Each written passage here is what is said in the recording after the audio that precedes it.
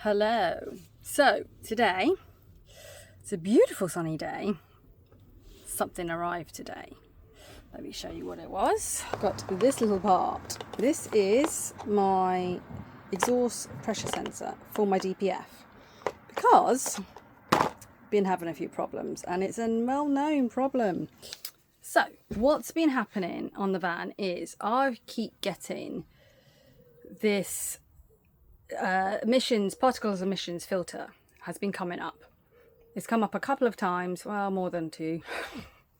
It's come up a few times, and I've had the DPF. It's had a deep clean. It wasn't massively clogged, but the guy that came out, he did a deep clean, and it literally went down to nothing.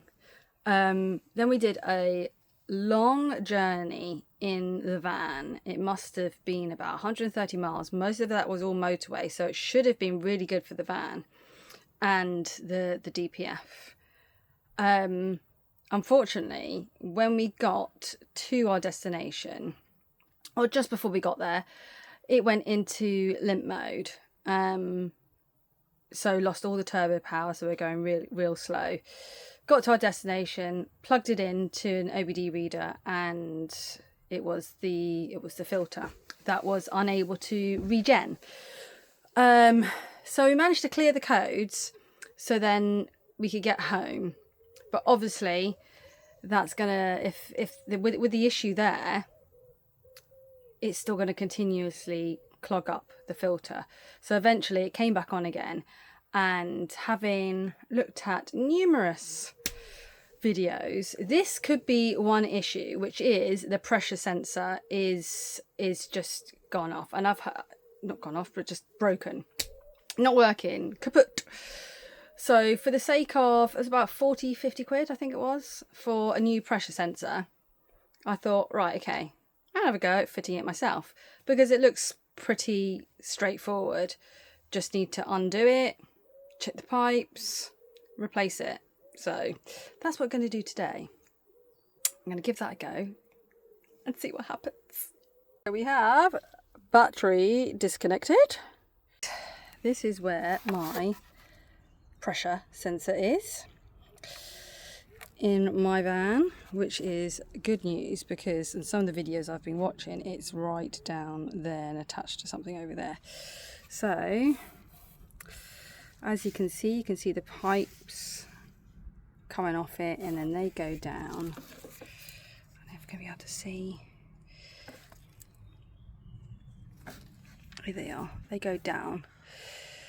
And then they go all the way along to DPF.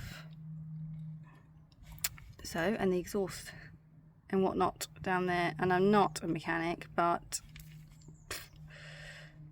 I thought I'd give this one thing a go and see what happens. It can't hurt, can it? So let's have a go. We need to remove the electrical connector first, and then we'll take this off.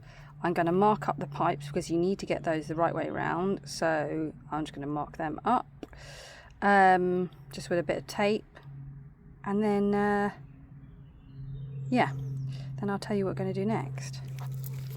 Oh, that's the old one off. I mean, when I looked down in, I could see something in there.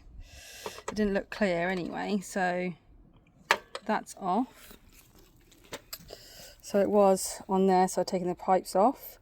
As you can see, I marked up that one there, and that's the right one. They came off really easily, so it's not a problem with that.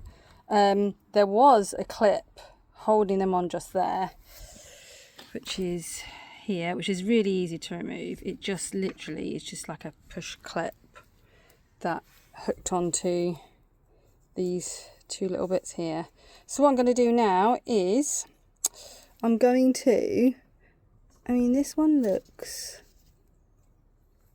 a little bit, I don't know.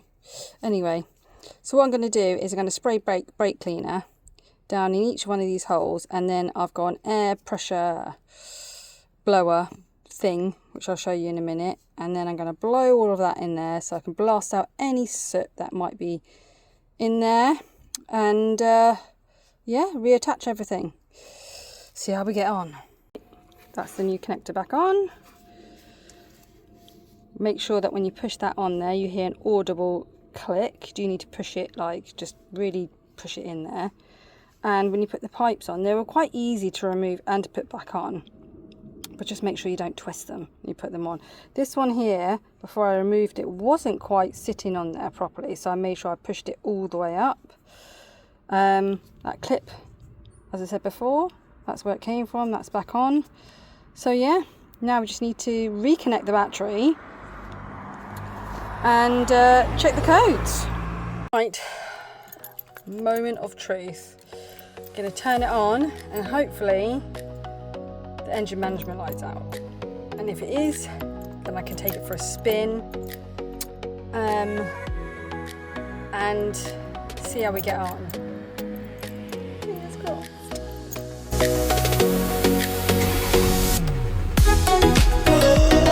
It went out. It went out. Ooh, this is good.